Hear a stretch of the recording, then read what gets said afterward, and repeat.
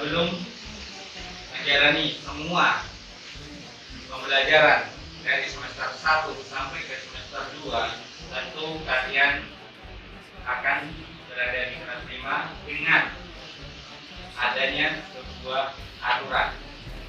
Sudah tahu aturan? Sudah. Apa aturan? Seperti apa? Seperti apa? Aturan. Ya, apa nanti? Yang keras. Apa? Yang keras. Terus apa lagi? Aturan sholat.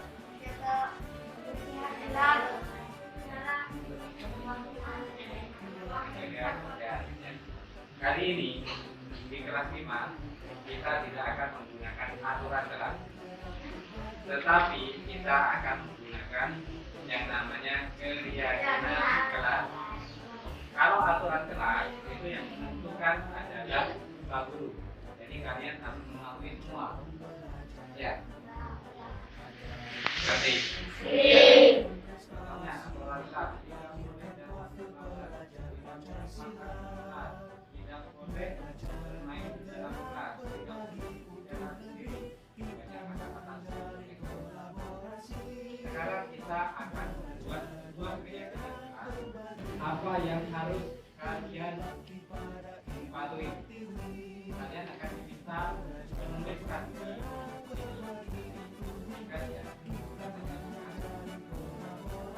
setelah itu dari kumpulan kalian semua akan dijadikan sebuah keyakinan kelas. Kalau yang tadi yang namanya aturan yang buat bapak dan kalian harus buat keyakinan kelas kita buat bersama. Iya. Ngerti? Jadi itu kalian yang membuat harus bagaimana, nanti yang mematuhi juga kalian sendiri. Jadi bersama, tidak ada yang melanggar, begitu ya. Kalau melanggar, kalian harus memperbaiki itu. Apa yang akan kalian lakukan? Ya, ngerti? Jadi Pak Guru bagikan.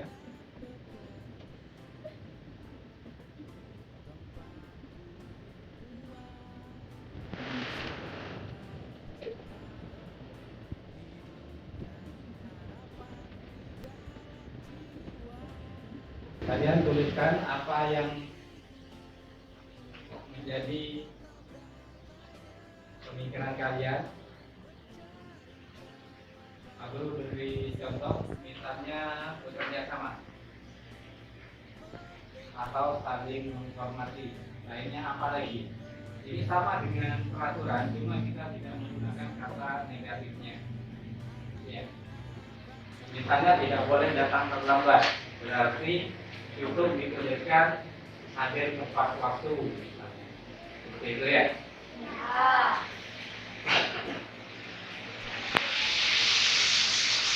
Ya. Ya. Silakan ditempel.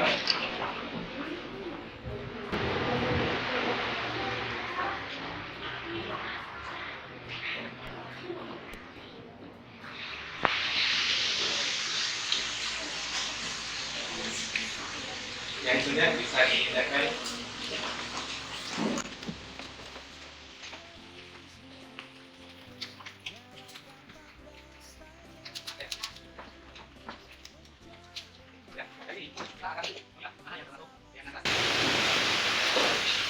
Contohnya di sini ada tidak boleh membuli teman. Di sini masih ada kata tidak boleh.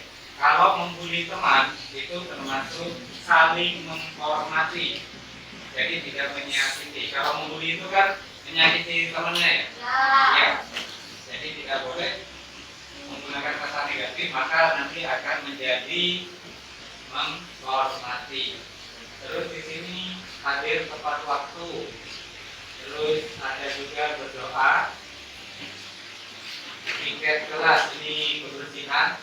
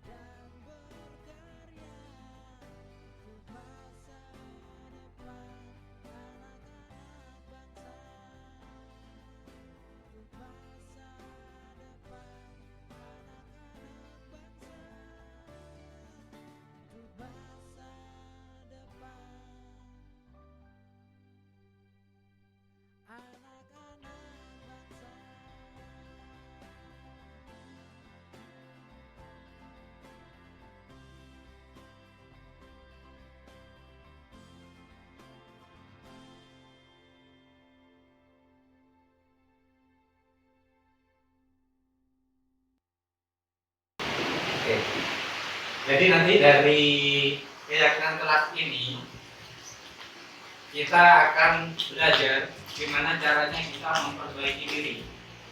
Misalnya datang terlambat, langsung menghadap ke gurunya, sampaikan alasannya apa.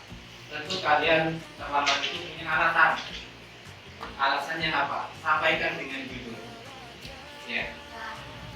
Kalau kalian sudah merasa itu hal yang salah, menyalahi keyakinan kelas, apa yang akan kalian lakukan kalau kalian berbuat salah?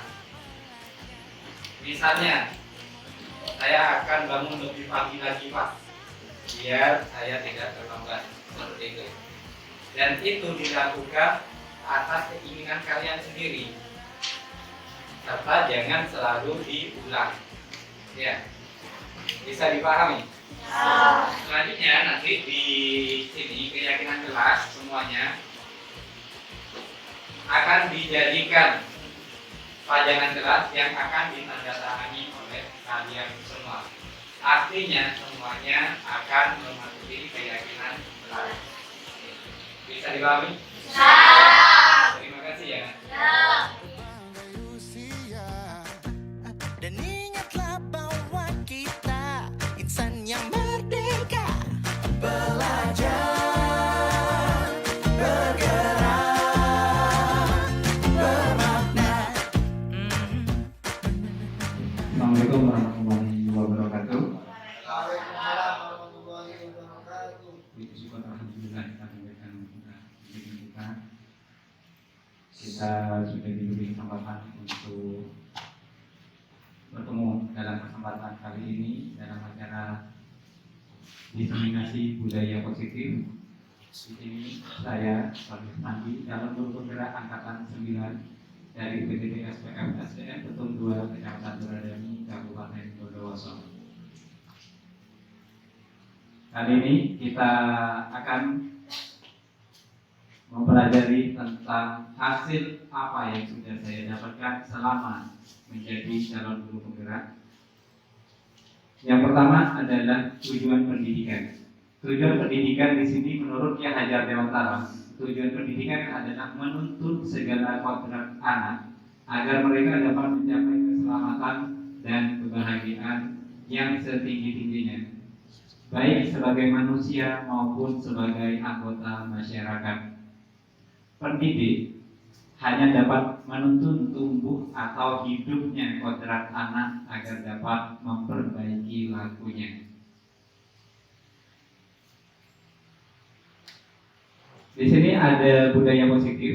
Budaya positif itu adalah nilai-nilai kebiasaan di sekolah yang berpihak pada murid agar mereka dapat berkembang menjadi pribadi yang kritis, penuh hormat dan bertanggung jawab sesuai dengan profil pelajar Pancasila.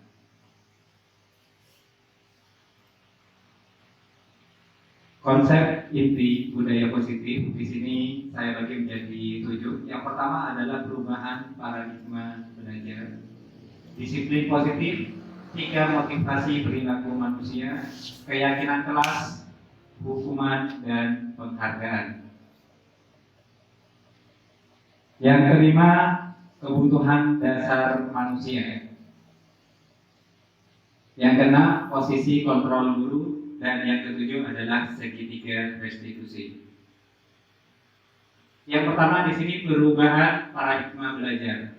Pembelajaran dengan paradigma baru dirancang berbeda pada murid berdasarkan prinsip pembelajaran yang terdiferensiasi sehingga setiap murid belajar sesuai dengan kebutuhan dan tahap perkembangannya untuk mewujudkan profil pelajar Pancasila.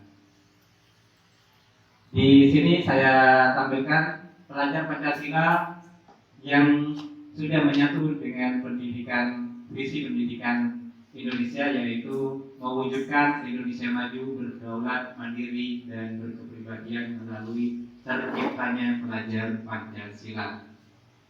Di SDN Petung 2 sendiri, kita masih baru kelas 1 dan kelas 4 yang menerapkan kurikulum merdeka. Tetapi tidak ada salahnya untuk kelas yang lain atau mapel yang lain kita sudah mulai mempelajari.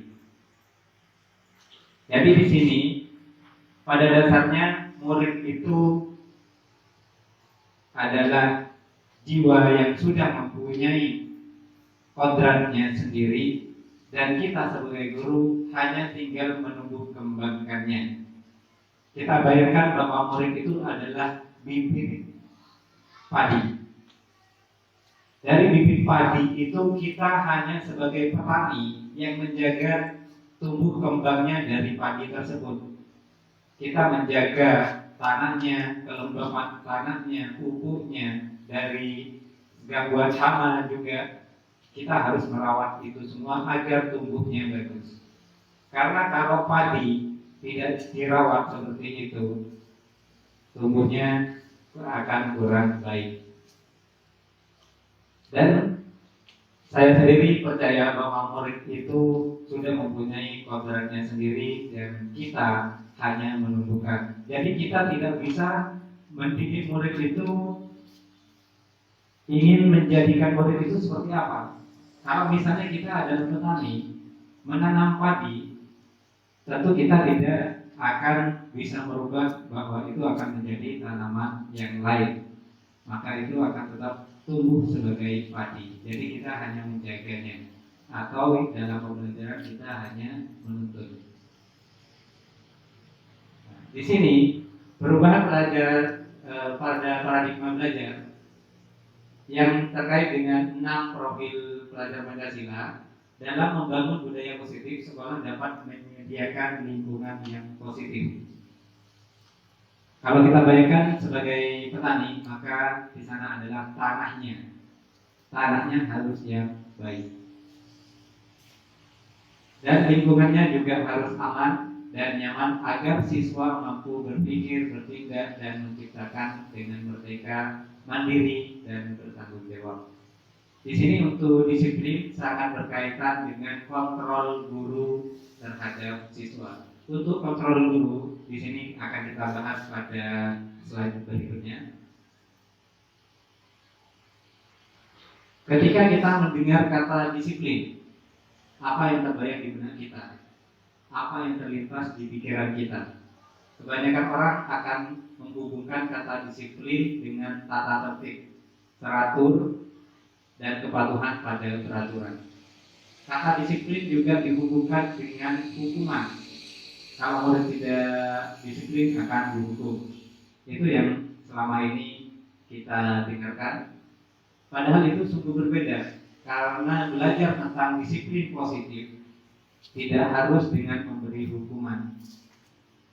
Justru itu adalah suatu alternatif terakhir, dan kalau perlu tidak digunakan sama sekali hukuman. Itu tidak menjadikan alternatif.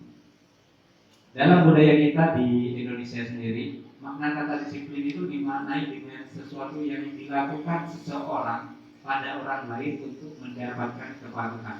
Misalnya murid, dia bertindak disiplin karena ingin terlihat patuh atau ingin dianggap patuh. Padahal itu tidak sesuai dengan keinginannya. Mungkin seperti itu. Kita cenderung menghubungkan kata disiplin dengan ketidaknyamanan. Maka karena itu bukan karena keinginannya, hanya untuk memenuhi, maka dia sebenarnya merasa tidak nyaman. Di sini ada tim coba buka. Ini harusnya ada 2 orang. Jadi orang yang pertama adalah A, tugasnya adalah mengepalkan salah satu tangan. Coba Anda bayangkan bahwa Anda menyimpan sesuatu yang sangat berharga dalam genggaman tangannya atau kepalan tangannya. Anda perlu menjaga benda tersebut sekuat tenaga, karena begitu pentingnya untuk kehidupan Anda. Dan tugas dari rekan satunya atau rekan B adalah mencoba dengan segala cara untuk membuka kepalan tangan Anda. Tentu kita pernah bermain untuk membuka tangan. Cuma kita belum paham apa maksudnya dari permainan tersebut. Teman yang B boleh membujuk, menghardik, mengintimidasi, memarahi, menggoda, menggelitik, bahkan menawari Anda uang agar Anda bersedia membuka kepalan tangan. Bisa dibayangkan?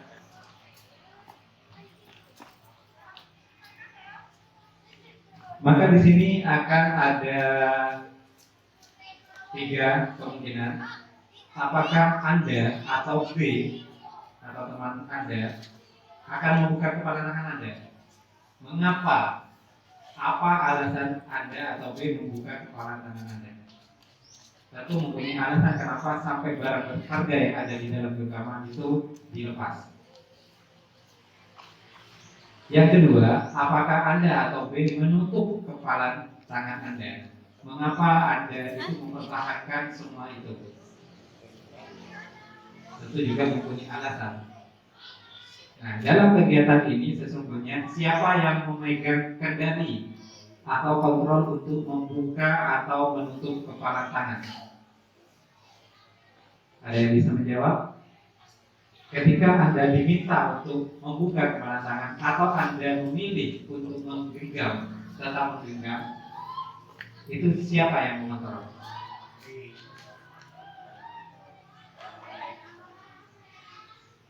Ada yang lain? Siapa yang mengontrol? Ya? Kita sendiri. Ya. Lainnya?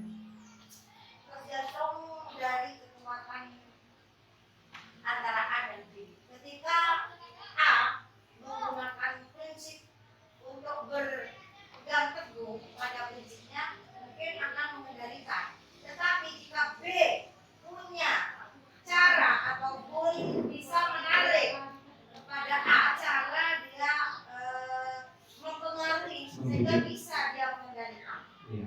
Ada dua kemungkinan. Ada dua kemungkinan. Bisa A, bisa B. Maka di sini jawabannya yang pertama, pertanyaan pertama dan kedua bervariasi antara yang bersedia membuka dan yang tetap bertahan menutup kepala tangannya.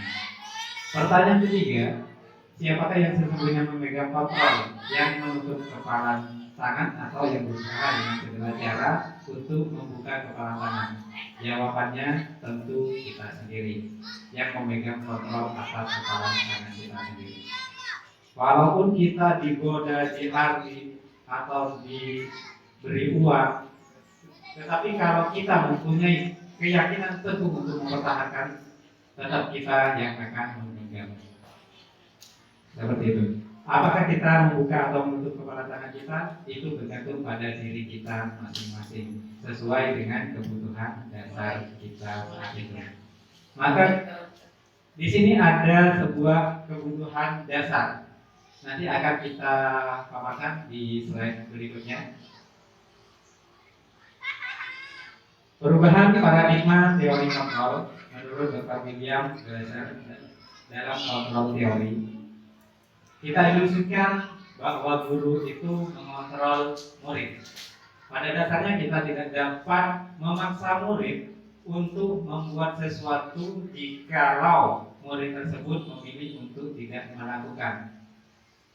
Walaupun tampaknya guru sedang mengontrol perilaku murid, karena murid kadang kalau mau masuk atau melakukan sesuatu yang mengontrol adalah gurunya, bukan atas kemauannya sendiri. Seperti itu ya. Hal ini terjadi karena murid sedang mengizinkan dirinya untuk dikontrol. Jadi belum tentu murid yang patuh itu adalah yang sesuai dengan keinginannya sendiri. Tetapi karena ada rasa-rasa, misalnya rasa takut, karena untuk memenuhi kebutuhannya, ya terpaksa seperti itu ya. Ada juga ilusi bahwa semua penguatan positif itu efektif dan bermanfaat. Penguatan positif atau bujukan adalah bentuk-bentuk kontrol.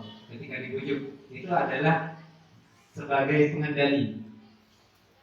Segala usaha untuk mempengaruhi murid agar mengulangi sesuatu perilaku tertentu. Contohnya, ketika murid mendapatkan nilai peringkat A misalnya, peringkat 1, maka diberi sebuah hadiah. Jadi itu penguatan positif, efektif dan bermanfaat. Tetapi pada intinya itu adalah hal yang kurang baik. Di sini selalu kita sering melihat segala usaha untuk mempengaruhi murid agar mengulangi sesuatu perilaku tertentu. Di sini adalah usaha untuk mengontrol murid itu. Dalam jangka waktu tertentu, kemungkinan murid tersebut akan menyadari dan mencoba untuk menolak bujukan. Karena kita sudah tahu dan sadar bahwa itu adalah bujukan untuk suatu tindakan tertentu, maka akan ada rasa untuk menolak bahwa itu tidak sesuai dengan keinginannya. Ada juga ilusi bahwa kritik dan membuat orang merasa bersalah dapat menguatkan karakter. Itu sebenarnya salah atau kurang baik. Karena kita sebagai guru juga kadang sering ketika murid berbuat salah, bertindak salah, selalu menyalahkan seperti itu. Menggunakan kritik dan rasa bersalah untuk mengontrol murid menuju pada identitas itu mengarahkan kepada identitas gagal. Mereka belajar untuk merasa buruk tentang diri mereka. Mereka mengembangkan diri yang negatif. Kadang kalau sulit bagi guru itu untuk mengidentifikasi bahwa mereka sedang melakukan perilaku ini. Karena seringkali guru cukup menggunakan suara halus untuk menyampaikan pesan negatif. Dengan kata yang pelan, mereka akan menerima. Padahal itu adalah pesan yang negatif. Jadi kadang kita menegur dengan suara halus, tetapi itu dampaknya membuat karakternya itu semakin menurun. Ya. Jadi semakin jatuh karakter. Ada juga ilusi bahwa orang dewasa memiliki hak untuk memaksa. Karena pandangan murid dengan orang dewasa bahwa mereka itu adalah merasa takut dengan orang dewasa, maka sikap mereka ketika ada orang dewasa selalu mematuhinya. Banyak orang dewasa yang percaya bahwa mereka itu memiliki tanggung jawab untuk membuat murid-muridnya berbuat hal-hal tertentu. Apapun yang dilakukan dapat diterima selama ada sebuah kemajuan berdasarkan sebuah pengukuran kinerja. Pada saat itu pula orang dewasa akan menyadari bahwa perilaku memaksa tidak akan efektif untuk jangka waktu panjang. Jadi mereka akan berubah selama diperintah. Ketika tidak ada gurunya, tidak ada perintah, maka mereka akan kembali kepada dasarnya. Ada juga di sana akan menimbulkan sebuah hubungan permusuhan. Jadi ketika ada gurunya, mereka akan seperti membenci atau menghindari, seperti itu ya. Iya, jadi penolakan mereka sudah mulai menyadari bahwa nanti ada guru ini, saya harus menghindar, seperti itu. Nah, di sini yang kedua adalah disiplin positif. Ini menyambung dari kata disiplin yang sebelumnya, bahwa di sini disiplin sendiri itu artinya adalah belajar, bukan mematuhi. Disiplin diri membuat orang menggali potensinya menuju sebuah tujuan apa yang dihargai. Namun dalam budaya kita, makna kata disiplin telah berubah menjadi sesuatu yang dilakukan seseorang kepada orang lain untuk mendapatkan kepatuhan. Pada umumnya, banyak orang yang menghubungkan kata disiplin dengan ketidaknyamanan, bukan dengan apa yang kita hargai atau pencapaian suatu tujuan mulia. Disiplin sendiri di sini adalah kemampuan memerintah diri. Jadi disiplin itu harus tumbuh dari dirinya sendiri dalam mengontrol, menguasai diri untuk memilih tindakan yang mengacu pada nilai-nilai yang kita hargai dengan penuh tanggung jawab dan tanpa diperintah orang lain. Ada hubungannya dengan kepala tangan yang tadi. Ketika kita memilih untuk mempertahankan komitmen kita, maka berarti kita sudah tanpa diperintah orang lain. Itu juga masuk dalam disiplin. Nilai-nilai yang kita hargai adalah nilai kebajikan, sifat positif, manusia yang merupakan tujuan mulia yang ingin dicapai setiap individu, yaitu nilai-nilai pada profil pelajar Pancasila. Tujuan dari disiplin positif adalah menanamkan motivasi pada murid-murid kita, yaitu untuk menjadi orang yang mereka inginkan dan menghargai diri sendiri dengan nilai-nilai yang mereka percaya.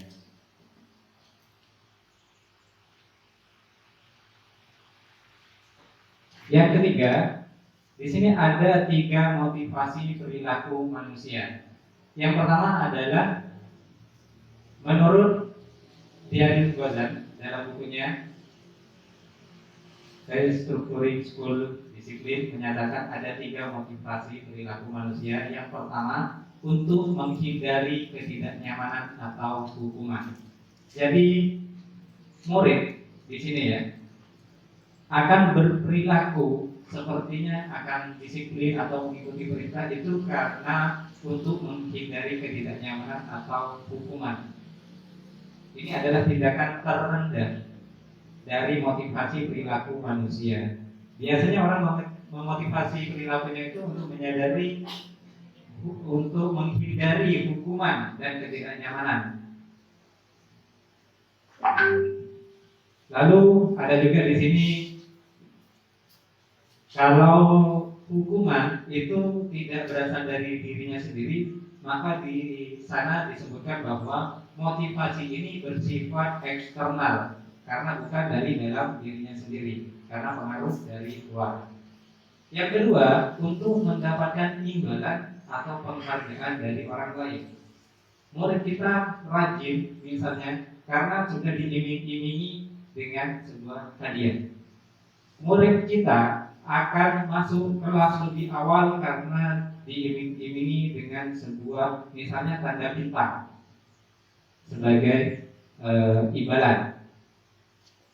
Jadi mereka beranggapan saya harus rajin agar mendapatkan bintang, misalnya seperti itu. Saya harus berikan 1 agar mendapatkan hadiah. Memang tujuannya baik, tetapi dampaknya, kalau misalnya itu saya lakukan kepada murid saya, lalu misalnya saya pindah tugas, apakah budaya itu akan terus berlanjut? Iya, karena dia sudah berpedoman bahwa yang mau memberi hadiah sudah tidak ada. Iya. Nah, ini juga disebut dengan motivasi yang bersifat eksternal karena bukan dari dirinya sendiri, tapi dari orang lain. Yang ketiga, untuk menjadi orang yang mereka inginkan dan menghargai diri sendiri dengan nilai yang mereka percaya. Orang dengan motivasi ini akan bertanya, akan menjadi orang yang seperti apa apabila saya melakukannya. Mereka melakukan sesuatu karena nilai-nilai yang mereka yakini dan hargai. Dan mereka melakukan ini semua karena mereka ingin menjadi orang yang melakukan kegiatan yang meyakini bahwa di sini akan menimbulkan sebuah motivasi yang akan membuat seseorang memiliki disiplin positif karena motivasi perilakunya bersifat internal, bukan eksternal.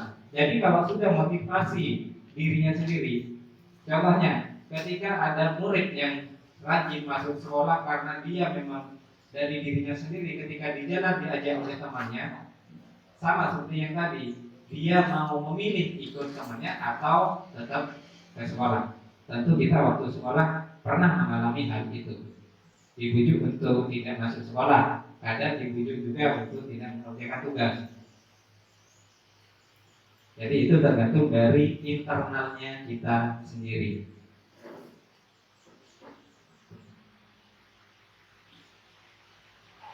Tiga motivasi perilaku manusia. Di sini teori motivasi perilaku manusia. Yang pertama, untuk menghindari ketidaknyamanan atau hukuman. Pertanyaannya di sini, apa yang akan terjadi apabila saya tidak melakukannya? Jadi pemikiran dari pertanyaan itu pasti akan ada sebuah ketidaknyamanan atau hukuman. Ini disebutkan termasuk dalam motivasi eksternal. Jadi dengan rasa takut akan hukuman atau terpengaruh dari luar. Yang kedua, untuk mendapatkan imbalan dari orang lain atau institusi. Pertanyaannya, apa yang akan saya dapatkan apabila saya melakukan hal tersebut? Jadi kalau sudah tahu itu tidak ada imbalannya, pasti kalau motivasinya seperti ini, mereka tidak akan melakukan. Ini masuk dalam motivasi eksternal. Yang ketiga, untuk menghargai diri sendiri menjadi insan sesuai harapan kita. Saya akan menjadi orang yang seperti apa bila saya melakukannya. Saya akan menjadi orang yang seperti apa bila saya melakukannya. Jadi di sini pertanyaannya untuk dirinya sendiri. Ini adalah motivasi internal tujuan disiplin positif. Jadi diharapkan nanti ketika sudah termotivasi dari dalam dirinya, mereka akan merasakan sebuah kemerdekaan. Merdeka menurut Ki Hajar Dewantara adalah tidak hanya terlepas dari perintah, akan tetapi juga cakap buat memerintah diri sendiri. Jadi mereka tidak hanya terlepas dari perintah, akan tetapi juga cakap buat memerintah diri sendiri. Dan dari internalnya mereka sendiri, atas kemauannya mereka sendiri. Yang keempat, poin 4 di sini keyakinan kelas, hukuman dan penghargaan. Mengapa keyakinan kelas? Mengapa tidak peraturan kelas saja? Waktu kita baru masuk kelas, kita membuat sebuah keyakinan apa peraturan? Kebanyakan peraturan kelas. Kesepakatan. Jadi di sini kalau peraturan itu kebanyakan adalah guru yang membuat, murid yang mematuhi. Tetapi kalau keyakinan kelas dibuat bersama, dipatuhi bersama. Jadi ada rasa adil. Coba kita jawab pertanyaan berikut. Mengapa kita memiliki peraturan tentang penggunaan helm pada saat mengendarai kendaraan roda 2 atau motor? Yang kedua, mengapa kita memiliki peraturan tentang penggunaan masker dan mencuci tangan setiap saat? Ada yang bisa menjawab? Mungkin dari adanya peraturan ini tentunya ada aspek ketidaknyamanan. Maksudnya di sini mungkin ada bahaya nanti jika tidak menggunakan helm seperti ini. Itu sementara itu. Kemudian seperti masker yang jelas.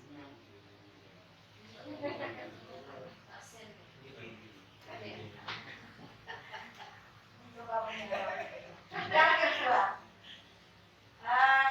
yang mengapa kita memiliki peraturan tentang penggunaan masker dan mencuci tangan setiap saat. Nah, masker ini berfungsi sebagai pelindung. Mencuci tangan, di sini ada kata kunci bersih. Nah, ketika kita memiliki peraturan tentunya menghindari kata-kata yang istilahnya bakteri atau juga kepercayaan untuk hidup sehat. Di sini muncul keyakinan kalau menggunakan masker tentunya kita terhindar dari macam penyakit. Secara seperti itu. Intinya nomor 1 dan 2 sama-sama menjaga keamanan dan kenyamanan. Monggo Pak Moran. Monggo. Iya. Terus saya tertarik dengan mengapa keyakinan kelas dan mengapa tidak peraturan kelas saja. Apakah pikiran saya ini benar atau salah? Nanti diberikan dijelaskan sama Pak Soli. Kalau dari pengertian saya, kenapa tidak? Ya kenapa? Apa peraturan? Ketika membaca memang betul dari penjelasan Pak Soli tadi, mengapa kita memiliki peraturan tentang menggunakan helm? Ternyata ada bahaya. Sebetulnya ya. Tapi ketika peraturan kelas itu dilaksanakan, sepertinya kalimat yang ada 1 dan 2 itu jadi negatif. Berkaitan dengan disiplin muslim tadi menjadi negatif kalimatnya. Maka kita memiliki peraturan yang membolehkan helm. Kalau kita tidak pakai helm, maka ada hukumannya. Ya. Itu kalimat ini bukan kalimat positif, menjadi ketidaknyamanan. Dan saya tidak tahu apa keyakinannya. Mungkin harus dulu. Jadi kita sudah memikirkan jawabannya ya. Seperti itu. Yang pertama adalah untuk keselamatan. Kalau kita yakin itu adalah untuk keselamatan. Helm itu untuk keselamatan. Kenapa kita memakai helm? Biar tidak ditilang. Itu adalah yang berdampak pada hukuman. Tetapi kalau kita dari internalnya sendiri, kenapa pakai helm? Biar selamat. Ya. Jadi tidak berpikir untuk ditilang atau tidak. Jadi mereka sadar diri itu ya. Pada intinya kita untuk menjadikan kesadaran diri. Nah, untuk yang kedua itu adalah untuk kesehatan atau keselamatan. Nilai-nilai keselamatan atau kesehatan inilah yang kita sebut sebagai suatu keyakinan.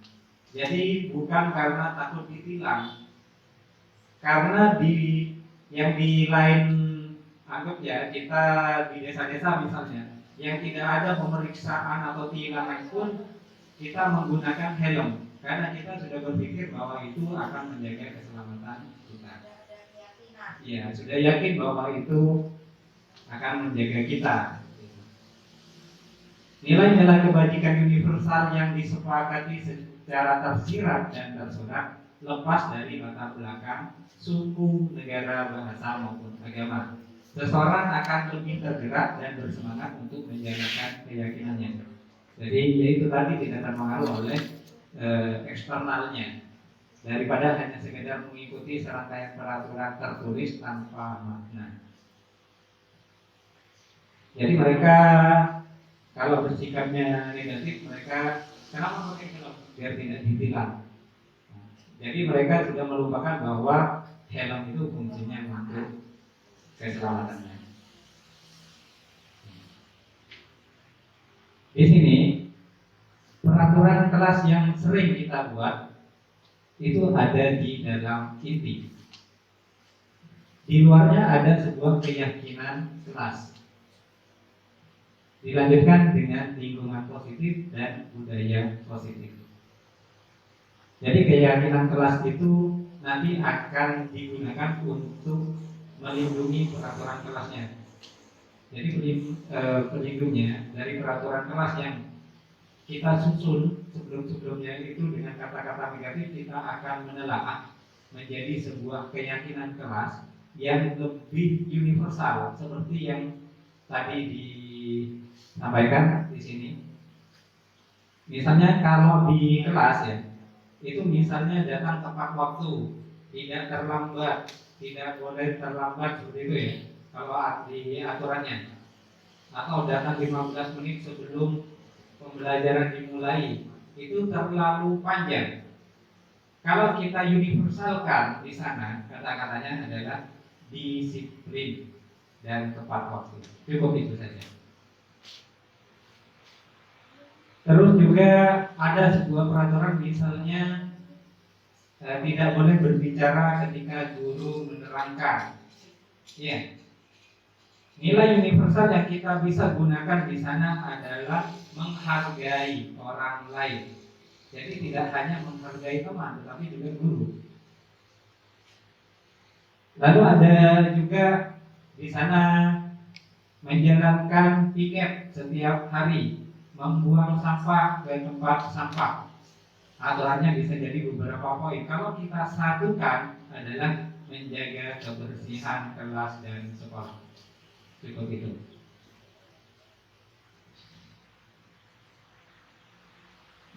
Dari sini pembentukan keyakinan kelas atau sekolah. Keyakinan kelas itu lebih abstrak daripada peraturan. Kalau aturan itu lebih rinci, lebih konkret. Lalu keyakinan kelas itu bisa berupa pernyataan-pernyataan universal. Jadi yang sudah disarikan. Apa aturan itu yang terlalu panjang, yang negatif kita positifkan, lalu ambil apa nilai universalnya. Pernyataan keyakinan kelas senantiasa dibuat dalam bentuk positif. Jadi hindari kata-kata tidak boleh atau hal-hal yang kata-kata negatif, dilarang seperti itu. Jadi bagaimana kita tanpa menuliskan kata negatif, hal itu bisa menumbuhkan kesadaran dari dirinya mereka sendiri. Lalu di sini keyakinan kelas hendaknya tidak terlalu banyak, cukup sedikit saja. Yang penting di sana nanti mudah diingat dan dipahami oleh semua pelajar sekolah. Keyakinan kelas sebaiknya sesuatu yang dapat diterapkan di lingkungan tersebut.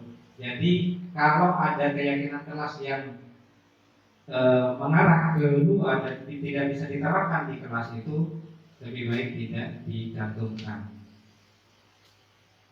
Lalu semua warga kelas hendaknya ikut berkontribusi dalam pembuatan keyakinan kelas lewat kegiatan surat pendapat. Nah, di sini ketika kita membuat sebuah keyakinan kelas, kita minta pendapatnya dari semua murid kita.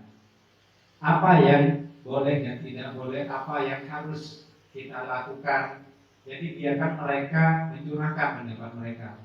Misalnya menuliskan harus rapi, maka nanti pada nilai universalnya kita akan mengarahkan kepada kerapian. Lalu di sana ada juga misalnya izin sebelum ke kamar mandi.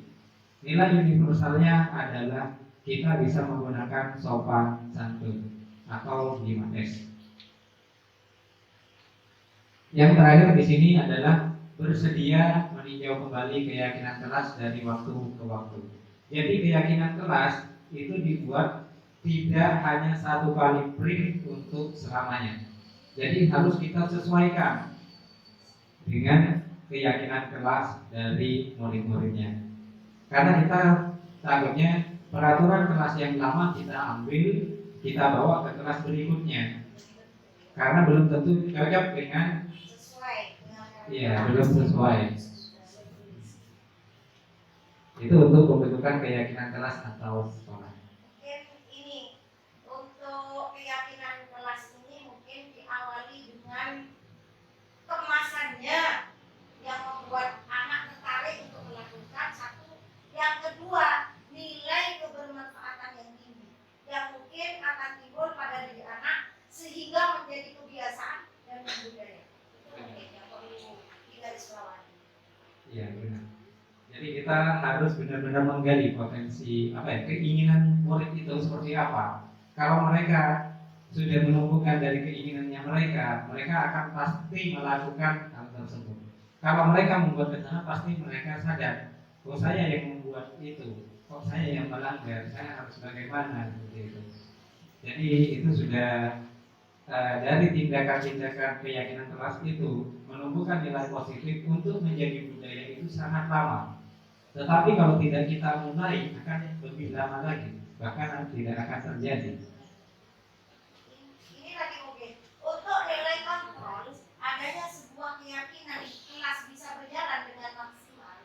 Mungkin dalam waktu secara berkala kita bisa memberikan satu trik, yaitu anak mampu mengevaluasi diri sejauh mana dia mampu menjalankan keyakinan kelasnya. mungkin itu Iya. kontrol. Nah, nanti di sini sudah disebutkan sebuah kontrol. Maka nanti kita akan membahasnya tentang kontrol. Jadi biar kita lebih paham kontrol seperti apa yang kita butuhkan. Di sini saya contohkan untuk keyakinan kelas: hadir tepat waktu, belajar dengan sungguh-sungguh, berdoa sebelum pelajaran, bersikap 5S, mengikuti dan mengerjakan tugas tepat waktu. Lalu ada menjaga kebersihan kelas dan sekolah, berpakaian rapi, dan saling menghormati, menyayangi, dan kolaborasi. Untuk keyakinan kelas di sini ada kalimat negatif. Misalnya ya di sini jangan berlari di kelas atau koridor. Kita bisa mengubahnya menjadi kalimat positif, yaitu berjalanlah di kelas atau koridor.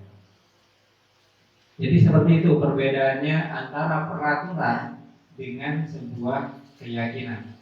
Antara Larangan, dan himbauan. Himbauan, iya. Jadi kita Himbauan. jangan selalu melarang karena mereka tidak akan bebas, maka mereka tidak akan merdeka. Seperti itu ya.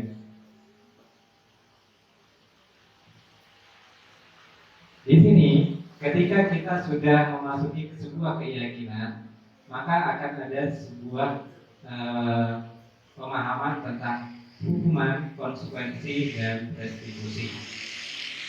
Dalam menjalankan peraturan ataupun keyakinan kelas atau sekolah, bila mana ada suatu pelanggaran, tentunya sesuatu harus terjadi.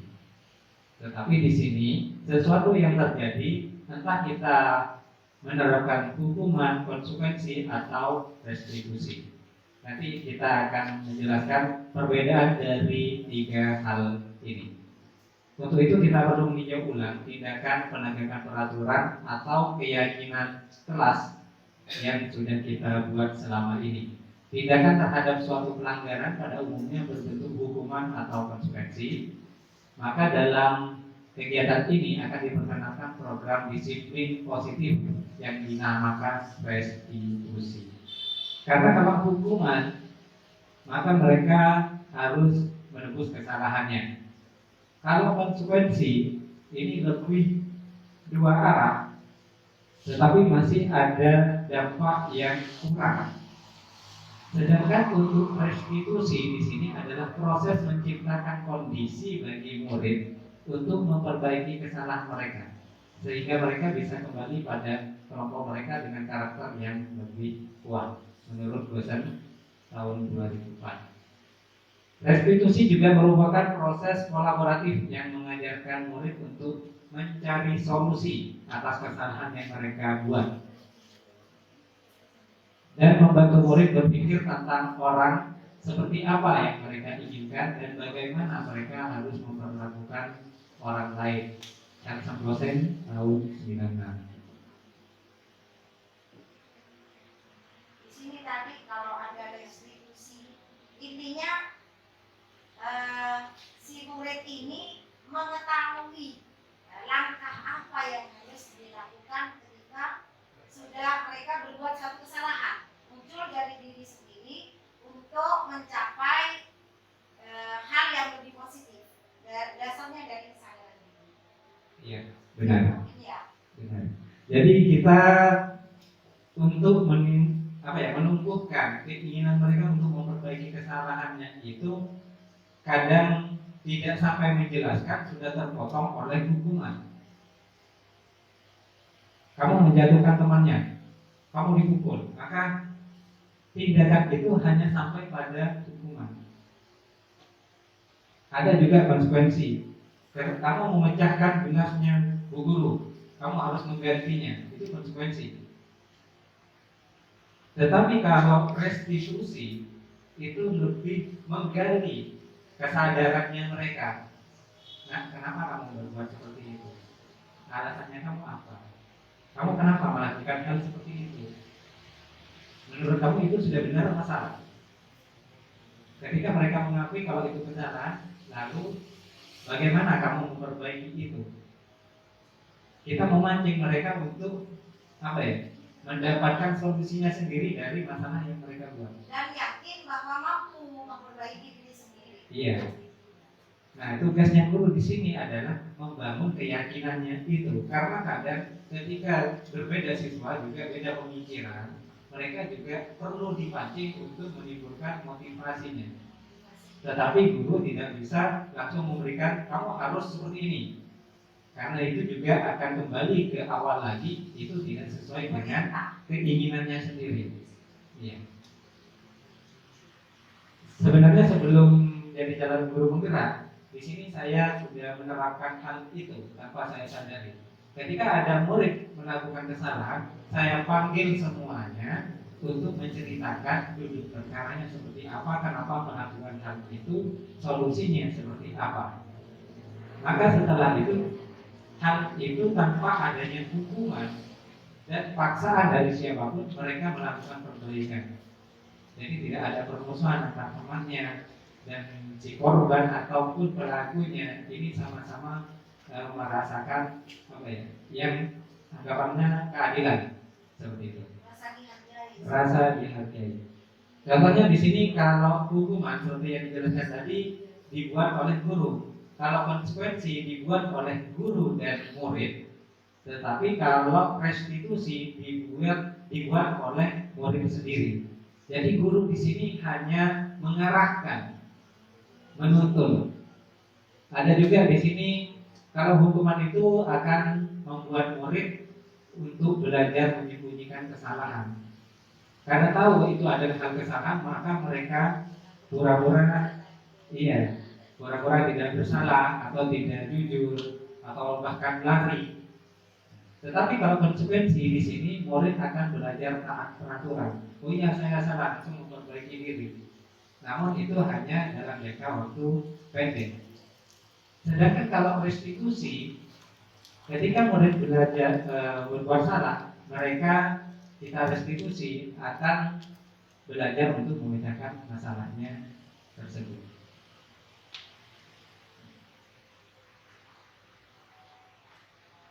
Kita bisa menyimpulkan bahwa hukuman bersifat tidak terencana atau tiba-tiba.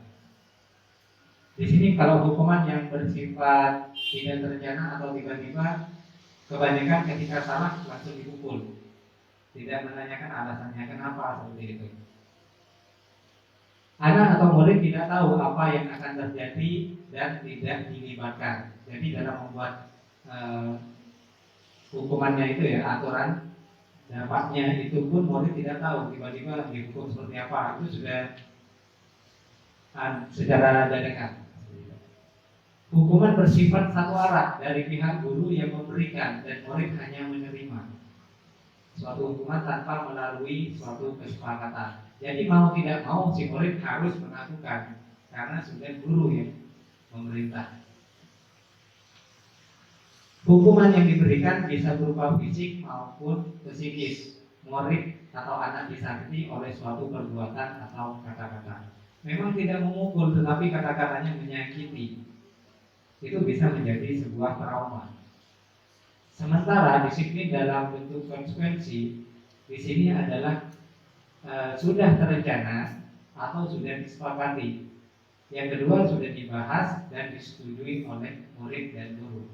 Yang ketiga sudah terencana atau sudah disepakati. Yang keempat sudah dibahas dan disetujui oleh murid dan guru. Dan pada umumnya bentuk konsekuensi dibuat oleh pihak guru dan murid sudah mengetahui sebelumnya konsekuensi yang akan diterima. Jadi yang menentukan konsekuensinya di sini adalah guru. Jadi murid tidak dilibatkan untuk membentuk apa yang harus dilakukan ketika berbuat salah. Jadi guru sudah menentukan dulu hukuman. Anggapannya ini bukan hukuman, tetapi konsekuensi arahnya juga akan lari kepada yang rasa-rasa hukuman gitu ya, atau sanksi. Nah, yang kelima, di sini untuk melaksanakan budaya positif kita harus memahami kebutuhan manusia. Segala sesuatu yang dilakukan manusia pasti didasari dengan 5 hal ini. Kebutuhan dasar manusia. Kebutuhan setiap orang berbeda-beda dan gambaran kita berbeda. Kita harus memahami pandangan orang lain tentang dunia. Yang pertama di sini, untuk bertahan hidup, manusia itu perlu sebuah penguasaan, perlu kasih sayang dan rasa diterima, perlu kesenangan dan perlu kebebasan. Banyak di murid kita ditemukan di sini untuk mencapai kesenangan mereka biasanya lari di saat jam pelajaran di dalam kelas, atau kebebasan mereka tanpa izin juga akan berkeliaran misalnya ya. Iya, menghindari jenuh. Karena sudah bosan dengan pelajarannya, bosan dengan metode belajarnya misalnya. Bukan nakal berarti ya Pak. Bukan nakal, Jadi kata nakal itu belum tentu itu adalah anak yang nakal. Misalnya sering izin ke kelas, kadang sering izin ke toilet, belum tentu dia sakit, karena dia sudah bosan, disuruh nulis terus, mendengarkan terus. Ada juga yang kebutuhan kasih sayang dan rasa diterima. Kita pernah menemukan murid yang selalu dekat dengan guru karena mereka kalau dalam bahasa Maduranya adalah ngalam. Iya. Iya. Apa yang tidak ada dalam pelajaran atau yang masalah di dalam keluarganya, mereka sampaikan karena mereka butuh itu, butuh orang yang menerima, yang menyayangi mereka seperti itu. Iya. Padahal menurut gurunya itu tidak ada di pelajaran, itu masalah keluargamu seperti itu. Nah, di sini kita perbaiki, guru itu menerima. Baru ketika kata-kata atau ceritanya diterima, murid itu akan dengan sendirinya mengikuti apa yang akan dikatakan oleh gurunya. Saya ini berpedoman pada anak saya. Gurunya itu walaupun anak saya bermain di dalam kelas, dibiarkan, malah diberi mainan. Setelah bermainnya selesai, baru disuruh untuk menulis mau. Gitu. Jadi kebebasannya, kebutuhan hidupnya mereka itu sudah dipenuhi terlebih dahulu, baru akan mengikuti. Seperti itu. Tidak langsung dirampas mainannya, main, dilarang main seperti itu. Jadi kita harus memenuhi. Selanjutnya di sini contoh kasus Rahmat, seorang anak kelas 4 SD. Begitu tiba di rumah sepulang dari sekolah, sama ya namanya. Ya. Sepulang dari sekolah menangis dan mengadu pada ibunya bahwa dia benci pada Ibu Rani, gurunya. Menurut Anda, kebutuhan apa yang berusaha dipenuhi oleh Rahmat jika jawabannya seperti ini? Bila Anda berada dalam posisi Ibu Rani dan mendengar informasi dari ibunya Rahmat tentang perasaan Rahmat hari itu, apa yang akan Anda lakukan pada Rahmat besok ketika Rahmat masuk sekolah agar kebutuhan Rahmat terpenuhi? Jawaban Rahmat di sini, ibu guru bilang aku tidak boleh bersenandung sewaktu mengerjakan tugas. Katanya kelas harus tenang, tidak ada suara, kan nggak seru jadinya. Maka di sini tugasnya adalah kebutuhan apa yang dibutuhkan untuk jawaban nomor 1. Kira-kira apa? Dari 5 kebutuhan yang tadi. Kebebasan. Lalu yang kedua, ibu guru tidak menyapaku hari ini, padahal aku pakai jepit rambut. Ternyata Rahmat ini perempuan. Misalnya di sini kita ganti, ibu guru tidak menyapaku hari ini, padahal aku pakai sepatu baru. Gitu ya. Kebutuhan apa? Dihargai, kasih sayang bisa ya. Yang ketiga, aku bosan. Masa belajarnya cuma gitu-gitu aja, dengerin ibu guru aja. Jadi kebebasan. Yang keempat, aku sebel, gambarku tidak rapi, malah ibu guru menunjukin ke teman-temanku di depan kelas. Kira-kira kebutuhan apa?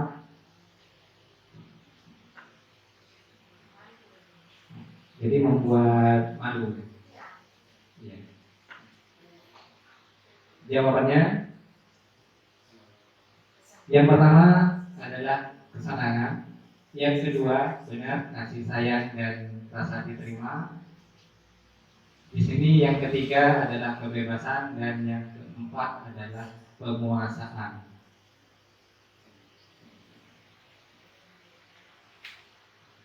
Lalu di poin ke-6 di sini adalah posisi kontrol guru. Ini adalah posisi kontrol guru yang tentunya di sini kita sudah pernah mungkin merasakan. Yang pertama sebagai penghukum, yang kedua membuat merasa bersalah, yang ketiga teman, yang keempat pemantau, yang kelima manajer. Untuk mendalami itu kita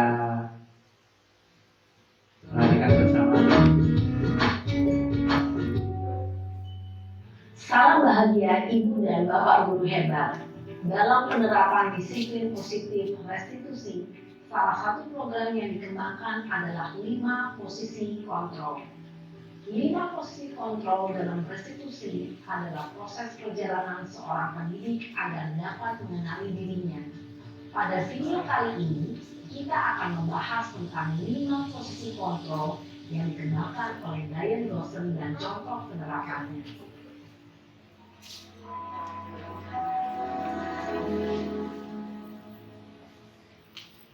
5 posisi kontrol itu adalah 1.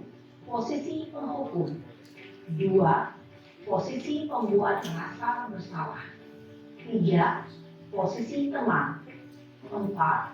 Posisi pemantau atau monitor, dan 5. Posisi manajer.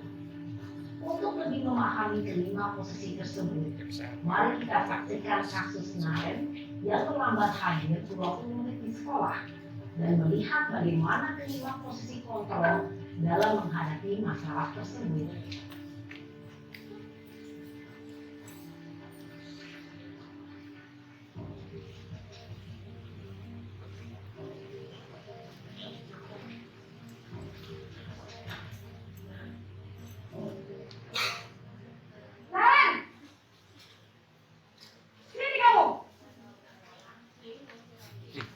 Selamat pagi Bu. Selalu terlambat. Kamu deh, pasti terlambat. Maaf Bu, saya Apa? Apa coba? Alasan kamu apa lagi? Kapan sih kamu tidak terlambat? Malas sekali ya kamu jadi anak. saya Dasar pemalas. Ya kamu kapok sih kamu. Sudah berapa kali terlambat? Sana, kamu keliling lapangan basket 2 kali. kenapa saya harus ke lapangan basket Bu? Kenapa? Kamu lawan ibu. Berani-beraninya jawab.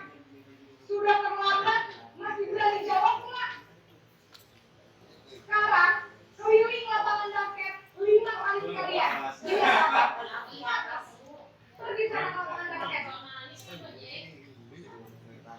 Posisi penghukum biasanya berbicara dengan nada tinggi, menghardik, menunjuk-nunjuk, menyakiti, dan menyindir. Hukuman bisa berupa fisik maupun psikis.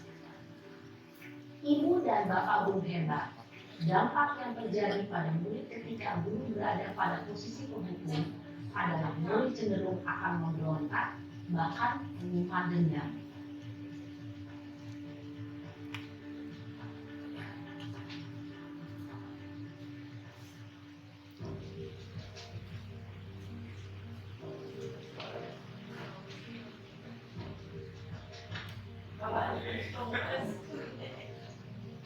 Naren!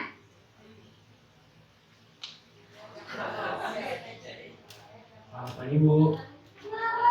Naren, kamu kenapa terlambat lagi, nak?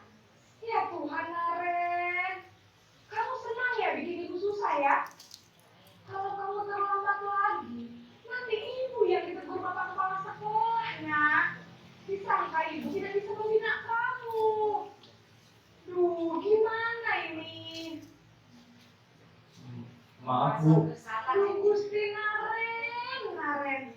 Kamu suka ya kalau ibu ditegur bapak kepala sekolah? Terus, sekarang ibu harus tulis apa yang di buku absen? Ini kamu sudah sering terlambat loh. Ibu harus apa coba? maaf Bu, maaf sekali. Ya sudah, lain kali jangan bikin ibu susah lagi ya nak ya. Ibu tidak akan kuat lagi kalau kamu begini terus. Bisa jantungan kalau ibu ditegur bapak kepala sekolah. Karena cepat kelas. Maaf ya Bu, maaf sekali. Posisi pembuat rasa bersalah berbicara dengan nada tenang, cenderung lembut. Namun kata-kata yang diutarakan membuat murid merasa menjadi orang yang gagal, memandang buruk dirinya sendiri, merasa tidak berharga, dan tidak sanggup membahagiakan orang lain. Ketika guru mengambil posisi pembuat rasa bersalah, murid akan menganggap dirinya yang bersalah dan ia akan menyimpan emosi negatif tersebut di dalam dirinya. Dari zaman ya.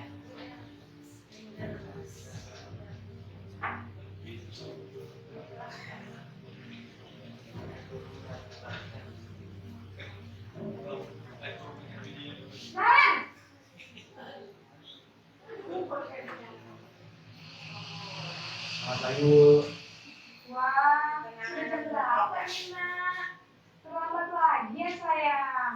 Iya Bu, habis ibu saya lupa bangunkan saya Bu. Kamu malah menyalahkan ibu kamu. Kamu bukannya anak yang larinya paling kencang. Kok terlambat sih? Iya Bu, saya memang terlambat bangun tadi. Jadi biarpun saya lari kencang, tetap gak terkejar Bu. Ya sudah sana. Nanti lain kali larinya lebih kencang lagi ya. Biar gak terlambat lagi. Bikin seneng ibu. Demi ibu. Bisa kan? Bisa lah Bu. Ya sudah sana masuk kelas. Ibu beresin urusan absen kamu. Kamu ini ada-ada saja. Dalam posisi teman, guru berbicara dengan nada suara ramah, akrab, cenderung bersenda gurau untuk menjaga suasana tetap santai. Murid akan merasa senang, aman, dan akrab dengan guru. Identitas yang tercipta adalah identitas sukses atau berhasil. Namun, perlu diingat, karena ini masih dorongan eksternal, maka ada faktor ketergantungan dari murid kepada orang tertentu. Di sini guru absennya, sehingga di lain waktu murid bisa berperilaku baik, namun hanya kepada orang-orang tertentu saja.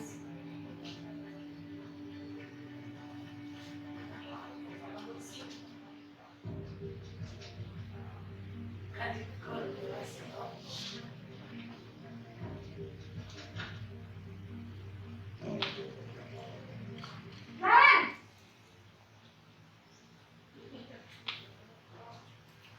Selamat pagi Bu. Naren, apa peraturan sekolah kita tentang jam berapa kita harus masuk sekolah, Nak? Kita harus di sekolah jam 7 Bu. Iya betul, sekarang sudah jam 7.20. Naren sudah tahu konsekuensinya jika terlambat hadir. Paham Bu, saya harus tinggal kelas pas jam istirahat selama 20 menit. Iya benar, konsekuensinya demikian. Jadi nanti jam 9.30 waktu istirahat, kamu harus tinggal di kelas, kerjakan tugas tambahan untuk ketertinggalan kamu, ya? Baik Bu. Posisi pemantau mengandalkan penghitungan atau data untuk mengontrol murid. Guru mengarahkan murid berdasarkan peraturan dan konsekuensi.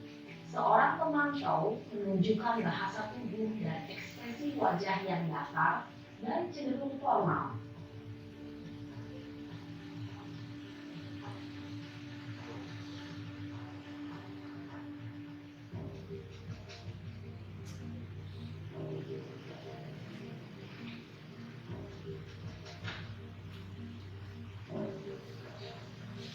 Naren!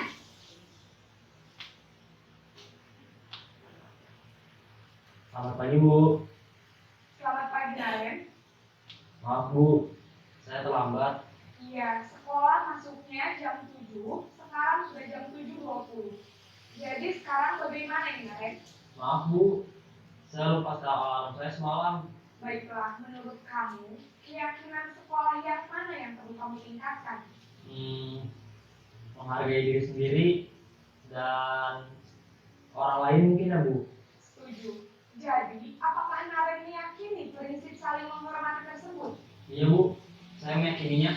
Apakah Naren bersedia memperbaiki masalah keterlambatan ini? Bersedia Bu. Bagaimana kamu akan memperbaiki masalah keterlambatan ini? Saya akan coba untuk tidak lupa menyetel alarm saya Bu. Baik, kalau Naren lupa menyetel alarm di rumah, ada orang yang kira-kira bisa bantu mengingatkan tidak? Ada Bu, kakak saya, Kak Emma. Ada lagi selain Kak Emma? Selain Kak Emma, ada ibu saya. Baik, Jadi yang mengingatkan Naren adalah Kak Emma dan ibu kamu ya. Kira-kira akan mulai start alarm kapan nih Naren? Setelah pulang sekolah, akan segera saya lakukan. Baik, jadi Naren akan setel alarm untuk bangun besok pagi dan akan diingatkan oleh kakak dan ibunda Naren ya. Ada lagi yang mungkin perlu dilakukan Naren? Agar tidak terlambat bangun lagi. Tidak ada, Bu. Baik Naren, terima kasih untuk kerjasama kamu. Sekarang kamu perlu kembali ke kelas untuk belajar. Baik, Bu. Terima kasih. Posisi manajer adalah posisi kontrol yang disarankan untuk membimbing murid memiliki sikap disiplin yang positif, yaitu murid yang mandiri, bertanggung jawab, dan dapat memecahkan masalah. Tujuan dari posisi ini adalah agar murid dapat berefleksi atas tindakannya. Guru akan dengan tulus memberikan pertanyaan-pertanyaan bermakna, sehingga membuat murid dapat belajar dari kesalahannya dan mencari sebuah solusi untuk menyelesaikannya. Ibu dan Bapak guru hebat, setelah mengamati adegan kelima posisi kontrol tadi, kira-kira posisi mana yang paling ideal? Posisi mana yang dapat menunjang motivasi intrinsik murid? Ya, tentu posisi manajer. Posisi ini memang posisi ideal yang ingin dituju setiap pendidik. Pada posisi inilah, guru dapat menerapkan disiplin positif yang berpihak pada murid, yang memerdekakan murid. Perjalanan seorang pendidik tentunya tidak mudah untuk sampai pada posisi seorang manajer. Namun, tujuan kita pasti, yaitu menciptakan murid-murid yang mandiri, merdeka, dan bertanggung jawab. Semoga penggambaran 5 posisi kontrol yang telah diperlihatkan ini dapat menjadi ajang refleksi bagi kita semua, agar dapat terus mengasah dan menerapkan disiplin positif yang memerdekakan murid. Mari terus berlatih dan bersemangat. Selamat menerapkan. Salam dan bahagia Ibu dan Bapak Guru hebat.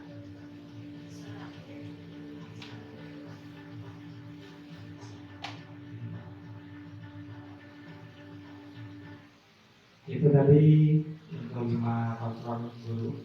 Jadi sudah mulai ada pandangan pernah melakukan hal yang mana atau sering menggunakan yang mana dan akan menjadi yang seperti apa. Ini sudah dijelaskan dari video-video yang tadi, mulai dari penghukum, membuat rasa bersalah, dan sebagai teman, pemantau, dan manajer. Dan manajer ini adalah posisi yang paling disarankan.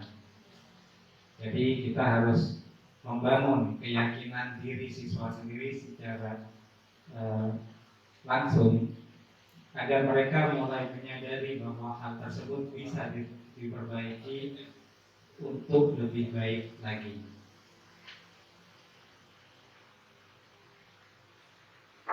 Jadi di sini untuk tabel ini sama yang disampaikan dalam video tadi, yang guru berbuat. Di sini ada menghukum, membuat orang merasa bersalah, teman, memantau, dan manajer. Jadi di sini kalau kita contohkan berbuat yang guru berbuat sebagai penghukum, di sana menghardik, menunjuk-nunjuk, menyakiti, menyindir.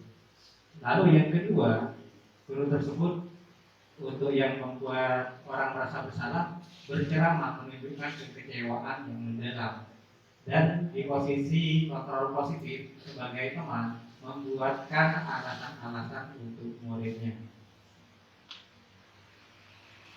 Lalu sebagai pemantau di sini menghitung dan mengukur, jadi harus ada dasarnya hal apa yang mereka lakukan dan seberapa besar kesalahannya.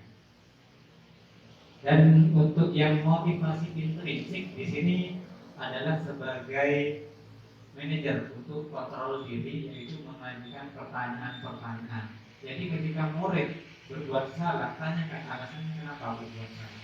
Harus muncul dari diri sendiri. Kadang mereka juga berbuat salah bukan karena keinginan mereka. Mereka terjatuh mengenai temannya karena mereka didorong misalnya. Jadi harus didengarkan siapa, apa ceritanya, Jadi tahu akar permasalahannya, hal mana yang perlu diperbaiki. Yang ketujuh di sini adalah segitiga restitusi. Segitiga restitusi yang perlu dilakukan adalah ini solusi setelah hukuman, konsekuensi, dan restitusi. Restitusi di sini adalah arahnya ke hal yang positif, namun di sini kita harus menjalankan 3 segitiga, yaitu 3 sisi segitiga. Yang pertama adalah menstabilkan identitas. Ketika mereka bercerita bahwa mereka salah, mengakui kesalahannya dengan jujur tanpa paksaan, maka kita sebagai guru harus menstabilkan keadaan mereka. Jangan sampai mereka ketika menghadap langsung tambah menjadi-jadi, tambah menangis. Jadi kita harus menstabilkan dulu. Tidak apa-apa, salah, semua orang juga pernah melakukan kesalahan seperti itu. Jadi mereka sudah mulai tenang. Namun setelah tenang, di sini kita akan melakukan validasi tindakan. Ini sepertinya tidak boleh terbalik. Validasi tindakannya baru ditenangkan. Jadi untuk menceritakan semua itu kita harus menyatakan baru memvalidasi tindakan yang salah. Contohnya di sini kamu tentu punya alasan mengapa melakukan hal itu. Adakah cara yang lebih efektif untuk mendapatkan apa yang kamu butuhkan? Jadi mereka berbuat kesalahan itu tentu terpengaruh oleh 5 faktor kebutuhan yang tadi. Pengen coba atau bilang kasih sayang, atau bosan dengan pelajaran, atau bosan dengan gurunya karena gurunya mukul, seperti itu. Jadi kita dengan validasi tindakan kita tahu yang seutuhnya cerita tersebut. Karena kadang kita menerima laporan, oh anak itu dilaporkan ke gurunya, ke guru wali kelasnya misalnya, maka langsung divonis itu salah. Jadi kita harus menggali lagi apa yang sebenarnya terjadi. Lalu yang ketiga yaitu kita arahkan ke keyakinan kelas. Keyakinan kelas mana yang mereka langgar. Lalu diarahkan untuk memperbaiki keyakinan kelas yang telah dilanggar. Di sini restitusi sendiri itu adalah proses menciptakan kondisi bagi murid untuk memperbaiki kesalahan mereka. Jadi ketika murid bersalah, kebanyakan langsung dimarahi di depan teman-temannya sehingga teman-temannya langsung mengolok-olok bahwa dia itu bersalah. Misalnya juga nilainya jelek, langsung diangkat sama gurunya biar yang lain tahu. Itu bukan sebuah restitusi. Tetapi kalau restitusi nilainya jelek, dipanggil, apa masalahnya kamu seperti ini? Alasannya kenapa kamu sampai seperti ini? Untuk memperbaiki nilai ini, kamu usaha apa yang akan kamu lakukan? Sehingga mereka setelah direstitusi bisa kembali kepada kelompoknya dengan karakter yang lebih kuat, tanpa rasa malu, tetapi tahu bahwa itu sebuah kesalahan. Jadi tidak membawa kesalahannya malah diperbesar. Jadi anggapannya di sini jangan memarahi murid di depan murid yang lain, atau jangan langsung menghukum apa yang menjadi kesalahan murid tersebut. Ini menurut dosen tahun 2004. Langkah-langkahnya tetap seperti yang tadi, menstabilkan identitas. Teori motornya kita semua akan melakukan hal yang terbaik yang bisa kita lakukan. Validasi tindakan yang salah, semua perilaku memiliki alasan. Yang ketiga, menanyakan keyakinan. Kita semua memiliki motivasi internal. Jadi tugasnya kita adalah memunculkan motivasi internal. Ini sangat sulit. Menurut saya pun sangat sulit. Apalagi untuk murid-murid yang mempunyai kebutuhan khusus atau lebih gitu. Ya karena itu kebutuhannya yang tadi, kasih sayangnya ini banyak terjadi. Misalnya ketika keluarganya adalah keluarga profesor, kasih sayang tidak ada, kebebasan tidak ada. Iya. Ini simulasi segitiga restitusi yang kemarin saya lakukan.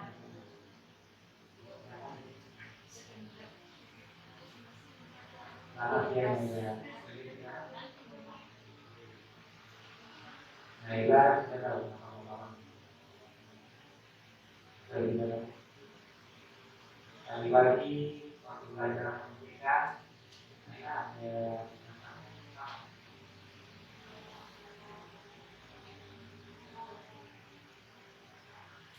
tidak mengerjakan tugas termasuk perbuatan mereka. Setiap manusia itu ada lagi menemukan orang berbeda. Aku itu berbatasan belum tahu ada perbedaan. Tentunya dalam melakukan itu ada alasan kenapa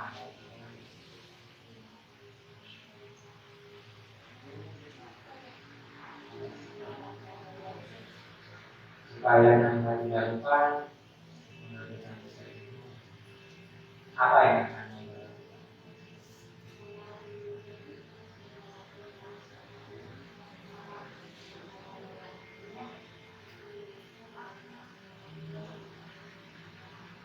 Ya, saya masih mengerjakan tugas. Kalau tidak mengerjakan tugas itu termasuk keyakinan keras yang saya tidak. Sekarang Anda sudah tahu ya, saya bisa mengerjakan tugas yang baik.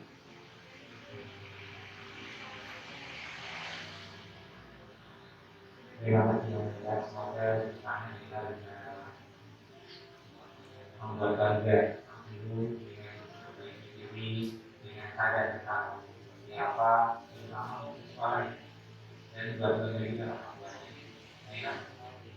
Aku percaya Anda itu baik.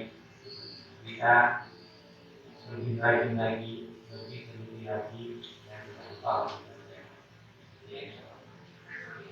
Ya, kembali ke belakang.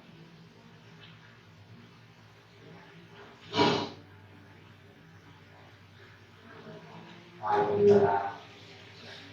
Assalamualaikum warahmatullahi wabarakatuh. Perkenalkan nama saya Rina, kelas 5 Murid Fasmi. Saya tadi membuat kesalahan tidak mengerjakan tugas matematika. Kemudian dipanggil oleh Pak Sony. Saya mengakui kesalahan saya dan diingatkan oleh Pak Sony bahwa saya melanggar keyakinan kelas 4 tanggung jawab. Restitusi yang dilakukan adalah saya akan memperbaiki kesalahan. Saya akan menjadi anak yang lebih baik dan membagikan sekolah menjadi tahun kedua. Terima kasih Pak Sony atas restitusinya. Assalamualaikum warahmatullahi wabarakatuh.